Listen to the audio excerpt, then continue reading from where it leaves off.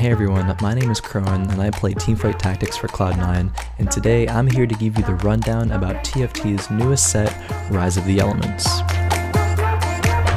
Let's go over the major changes that have come with this set. Firstly, the board size is increased from 3 rows to 4, and well, honestly, this might seem like a huge change. It really doesn't make that much of a difference, besides the fact that it makes it almost impossible to effectively protect your backline units against assassins, but it is important to note that you really shouldn't feel like you need to switch up your positioning all that much just due to the increased board size. Next, we have each game will have 2 elemental hexes. One will appear at the beginning of the game, and an additional one will appear at round 3-1.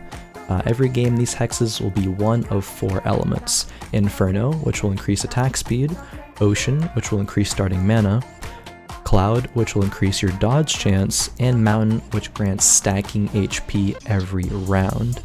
There are also new champions. In fact, the majority of champions in Set 2 are new, although there are some that are returning from Set 1.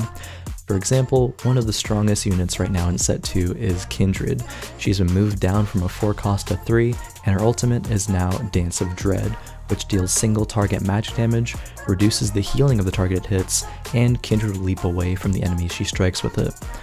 Now let's move on to the new synergies. There are so many new synergies with Set 2, and 13 elemental origins introduced, as well as many new classes joining the old ones such as Blade Masters, Assassins, and Rangers. In fact, those 3 are the only returning classes from Set 1.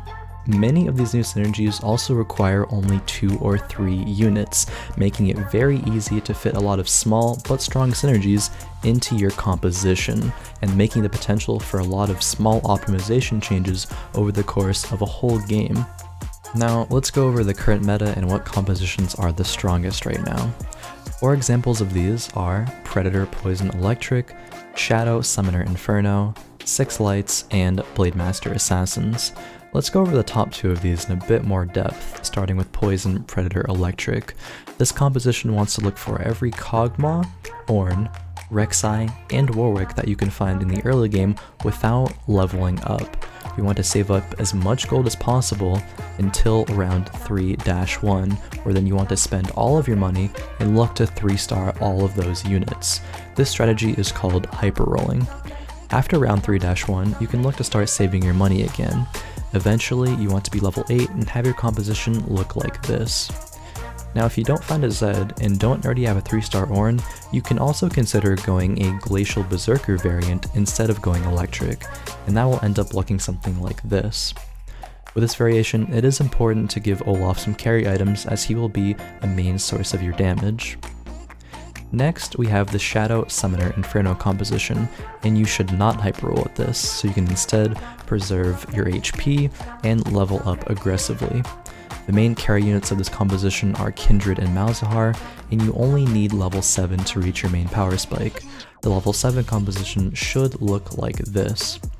Leveling up after this to level 8 and 9 is just an added bonus, and whatever you add at that point just depends on that specific game.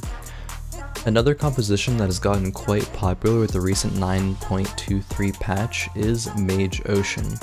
Brand has received sizable buffs, as well as the Ocean synergy that will enable all of your champions to cast and keep on casting their ultimates throughout the course of the whole fight. Now, there are many different variations of Ocean Mages, but the most important units are Vladimir, Syndra, Thresh, Nautilus, and of course, Brand. Thresh and Nautilus provide a tanky frontline, and Vladimir and Syndra are 2 out of the 3 mages that you need for the Mage synergy, and they're also both Ocean units. Brand is going to be your endgame hypercarry unit, so it's important to remember to give him items. The best way to transition into this composition is to have early Woodland and Druids to pair with your mages, as this composition is strong enough to get you to your power spike of fighting these brands while still being high HP. With patch 9.23, also Shadow Summoners did receive a little bit of a nerf, but it's still a strong composition. Predators are also still strong currently, and maybe even a bit stronger than Shadow Summoners. That will be all for this video. I hope this information helps you in getting used to Set 2 of Teamfight Tactics. Thank you for watching, and let us know in the comments what compositions you prefer to play and what you've been having success with. Don't forget to subscribe for more content like this. Peace.